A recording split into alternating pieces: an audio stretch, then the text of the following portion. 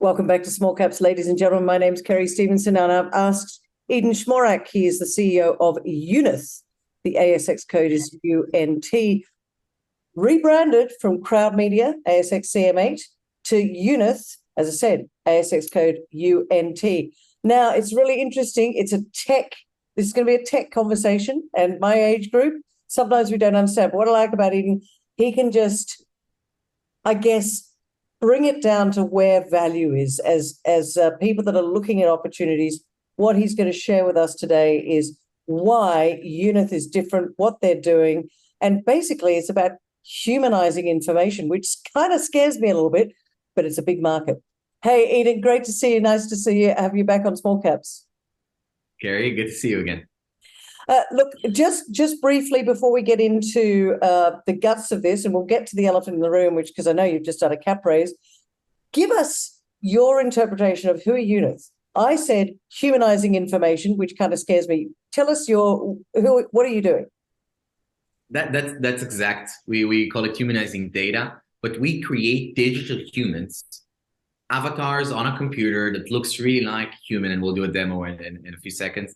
And we let them carry information on behalf of businesses. Every business wants to be online, from a hair salon down in Perth all the way to a gym in Germany, and they want to have a website, and they want to communicate with their clients, and they want to communicate with as much as clients as they can and carry as much as information that they want. And they're losing the human touch when they're doing it today. And we're building a platform that allows them to create a digital human that looks like what they want the business to transmit, or themselves, because we can clone a human to a computer. Oh my goodness. Yeah, with a picture, with just one picture and 30 minutes of their voice with our very unique technology. And in a few minutes, and in the future, they will be able to do it by themselves. They could have that representing them and communicating on their behalf. So, by example, you could do an avatar of me, and I could talk about what my business is all about, and people could log on and see that at any time. Is that what you mean? Yeah, let's do a demo. Let's imagine that you're going to a hotel in Barcelona. We have an office in Barcelona, so we made a demo there. I love this demo. I presented it this week before. Hello, I'm Gina, your digital concierge. Welcome to Eden Boutique Barcelona. So May I recommend an itinerary for your upcoming stay? So you get your digital concierge. She is the person that the hotel chose. And look, she's a person. Yeah, we can look her in full screen. Wow. She's there. She looks at you. We have a beautiful user interface that we're updating all the time. We can have the stay info, and she could tell you about where. Our check-in times are from 2 p.m. on the day of arrival and 12 noon on the day of your departure. Idan, our room service menu. Is it important? Sorry to interrupt you, but is it important do you think it's a better interaction rather than people just going on and looking at, for a hotel, what time is check-in? Is that what you're saying? That this is a better... It really depends on where. In some cases, you want to reduce friction. In a lot of them, if you go and buy just a pack of batteries on the internet, you don't want to talk to a sales rep, right? You just want to buy what you get on the cheapest price possible, hopefully. But there are cases when you're buying something that needs more discretion, when a business wants to give a personal touch. And when you want to give the personal touch, then this is where we came in. This is where we come in. And we come in very effectively when the business needs to carry complicated information. Let's take an example of onboarding of finance. My finance department would hate me for saying so, but this is something which is hard to carry. It bores out the new employee, and really this is something that with a fun, humanized conversation can also take the employee that is being onboarded to a journey which is more pleasant and get the message done, but also save a lot of time to his colleagues. I get that. I understand that. But let me ask you this. And look, I haven't followed it that closely, but aren't there plenty of digital avatars out there? Aren't there plenty of companies doing exactly what you're doing? What makes Unith different from others out there? So we are the only company that creates conversational avatars on the price point that we offer. There are other companies that you can go online and search for, create a talking head, and you would be able very easily to put in some text and you would have a beautiful talking head. After a few seconds, you would get a video in your email. You might be able to download it from the website, but you're not able to talk to it. And the technology that we have allows us to render, create the video online on the cloud in practically half of the speed that the actual video is. So a video of 3 seconds, we create in less than 2 seconds, actually.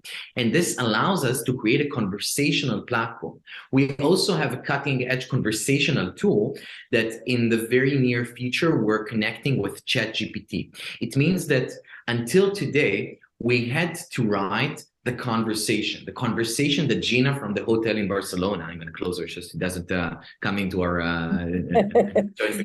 sometimes it happens. We write the conversation with the client, with the business, and there is some friction with onboarding to our platform. But we have made a development that allows us to integrate with ChatGPT, but not the ChatGPT that you go and it searches the entire web for the answer. Right. In our platform, the clients would upload their knowledge base. It means their portfolio of onboarding or their marketing portfolio or their sales brochure. And then the talking head would just know how to create contextual based human-like sentence. So I'm telling you, imagine I'm giving you a book about Unith. And then instead of writing in your talking head, this is Unith, this is what we're doing, you would be able to fetch the information from the book and just give me an answer. Obviously, we would implement funnels for the talking heads to be able to take them to take the clients through the desired information. But very soon, the talking heads will get much smarter. Okay, I want to ask you a couple of things because we're coming. I'm talking to you in February 2023. We spoke in the past.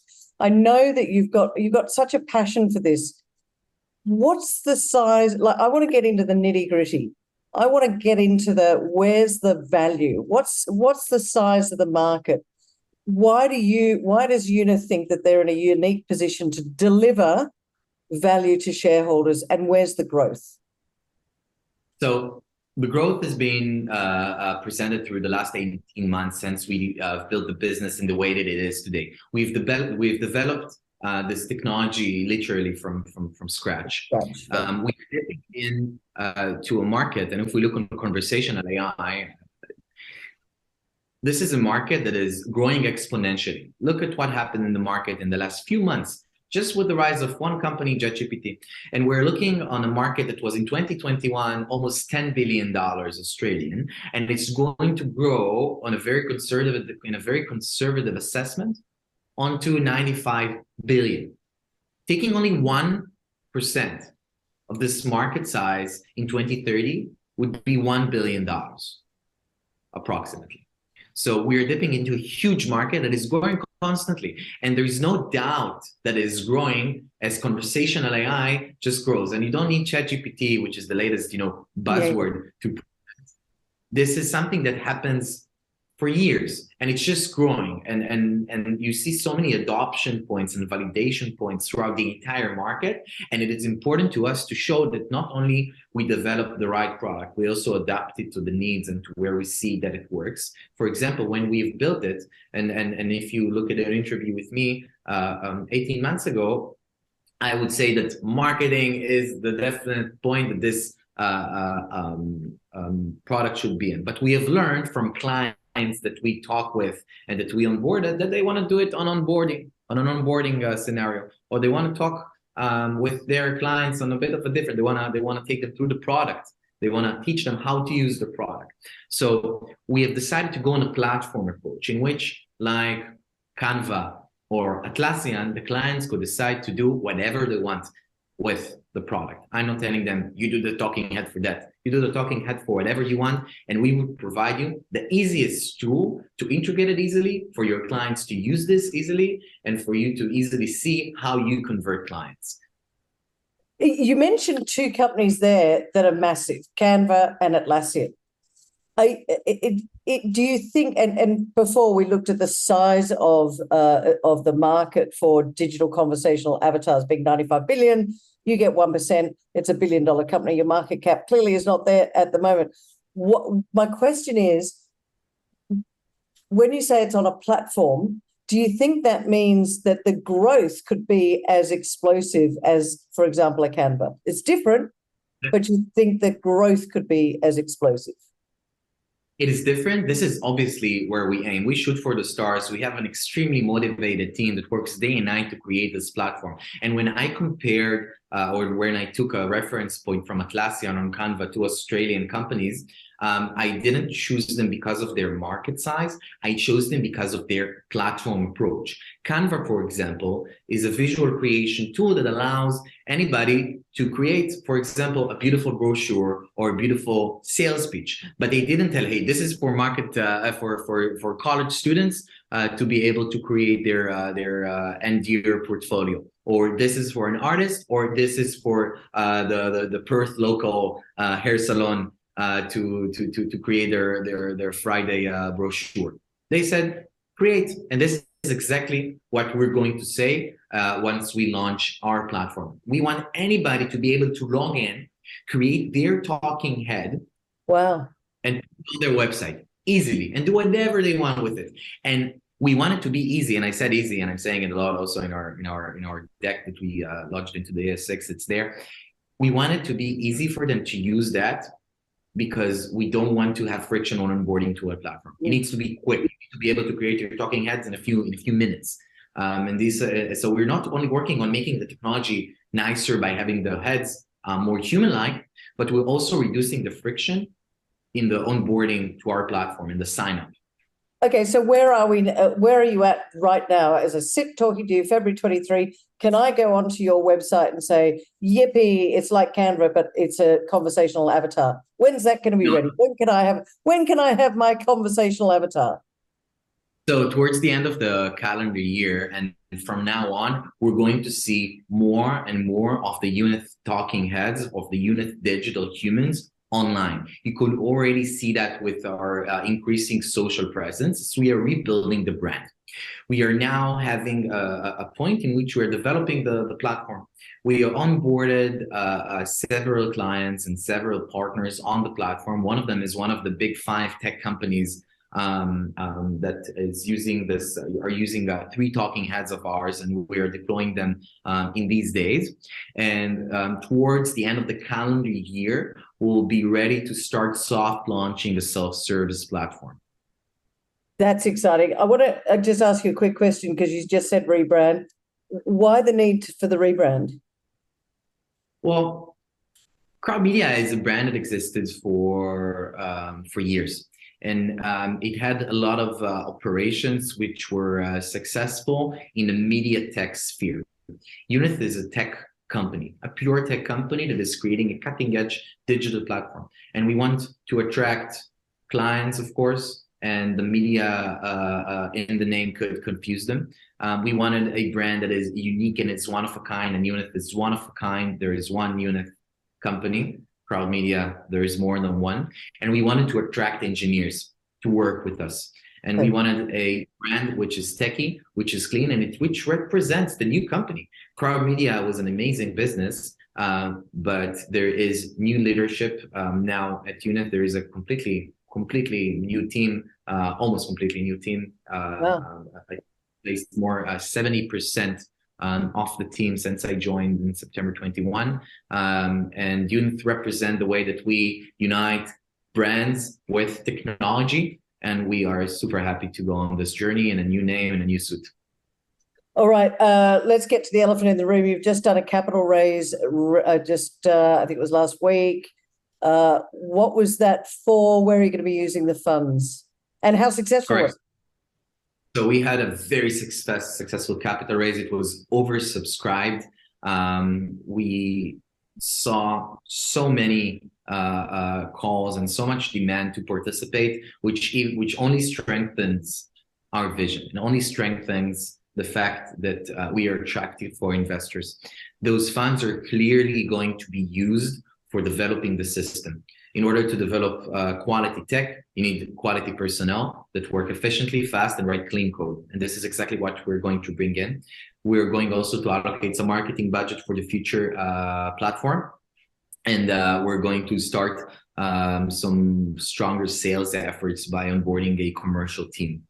It was also very important for us this time, after a roadshow in November in Australia, hearing shareholders that want to participate and want to have the opportunity to be a part. And this time we went for an SPP, a share securities purchase plan on the back of the raise. It was super important for us to send a message now to retail shareholders and telling them, you're a part with us in this journey and we're here with you. So we give them the opportunity to participate in the same terms of the private placement, to come with us, and if they choose to increase their holding in the company. So partners in this journey. So you care about your shareholders, you care about them getting value going forward. Definitely. This is something that came to me very, very strongly in the roadshow in Australia. I saw how engaged they are. It was so strengthening. It gave me so much strength and the company to move forward, seeing them and see that their true belief in the vision and everything that is in my power as a CEO, together with the board of directors, to give them the opportunity, the equal opportunity as much as we can within the very strict compliant rules of the ASX to participate. Yep. We will do it. I'm not a techie. My son is a massive techie. I'm not. But would you partner with one of the big other tech firms, or is your technology unique, strong, don't need a partner, Kerry? This market's massive and we know exactly where we're going. I'm just curious as to whether the partner would, would you partner with a Microsoft, for example? So we must stay humble, right? We can't with the capital raise, which was indeed oversubscribed, and with the positive, hopefully, result of the SPP, we would be financially ready to go. But we're working relatively to tech companies on small amounts. So partnerships are a part of our strategy, both for commercialization and both for development. But with that said, and this is the techie out of me coming strongly and saying, we need to keep the technology stack our own. So we are trying as much as in our power to keep the IP ours. Everything that we're doing is ours. Either we have a strong stake in it. For example, the entire visual rendering mechanism is ours. The platform, which is the thing that connects everything, and the most important thing, is ours. And the audio, the voices are delivered by a company that we have a strong stake of 10% in. And it has a lot of we have a lot of protections there to keep in using this system. So partnerships are definitely a part of our strategy. But when it comes to the technology development, we would like to keep as much as we can our own with the resources that we have. But we do mark ourselves as something that, with the right execution and the right traction and the right client base, would be a potential acquisition target or a potential investment target on a later stage. And we keep ourselves the right to obviously engage with this idea. But it doesn't distract us from the idea, from the understanding that we need to build a very strong business and we need to build very strong technology in order to get there. So this is what we're focused on these days. Okay, we're running out of time, but before I get to the wrap up of 3, when you talk technology, have you got all the patents and the ability to not allow anyone else to cut your lunch? That's my question. So we are discussing internally in the right way to patent and what, because they're in technology, it is a very liquid sphere in terms of patenting. But I could very confidently say that it's very hard to replicate. We have a team of video processing, machine learning engineers, and PhDs that some of them we pulled straight out of university. Some of them had a lot of experience in the market and developed the system. So this is not something that anybody with good coding skills can just come and replicate, but we are having strong discussions that are also having to do with the financials on what exactly is that we want to patent. And there are other ways also to protect what we are creating. Well, it's a very exciting time for Unith. Congratulations on all the development. You've clearly been working very hard since we last spoke, so congratulations. Right, let's wrap it up with a bow. Give me 3 reasons as we talk today why you think our community should be sitting up and taking notice of Unith right now. Well, I think the last few months has clearly showed that there is a huge market for us. We're looking on a 98 billion, almost a trillion, almost $100 billion dollars market in 2030. Only 1% of that is $1 billion, and we think that we're shooting for the stars in that regards, and we want to get much more of that.